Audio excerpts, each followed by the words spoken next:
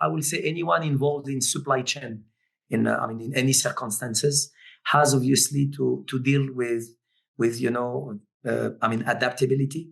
Being flexible, and response actually do not necessarily require perfect conditions. It requires obviously a sustained efforts with systems, with processes. And Khan clearly now has proven that relying on the Strait of Hormuz actually on its own is a risk. And this is actually now obviously what we have illustrated, that having that alternative logistic corridor through the eastern coast of the UAE has been playing a vital role. Not only for the UAE, by the way, but as well for the entire GCC region.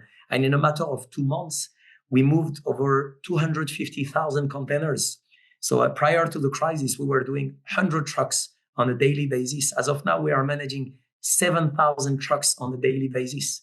So building infrastructure obviously is a must, and the rail networks and the expansion of the ports is important, but also the ecosystem with inland logistic hubs is also of paramount, because you want to make sure that your port is just acting as a staging area. Cargo cannot stay in the port in such a circumstance, because you don't want obviously to face tomorrow congestions for the ships, for the cargo owners. So in matter of couple of days, we built a 70 hectares actually dry port facility located at 80 kilometers from the port, where as of now cargo can be cleared and transferred and cleared smoothly without creating any bottleneck on the supply chain with the port. And that's, I think, what is being required from us as leaders is to be solution driven and being able obviously to adapt, building as well the digital infrastructure, because we have made massive use of AI tools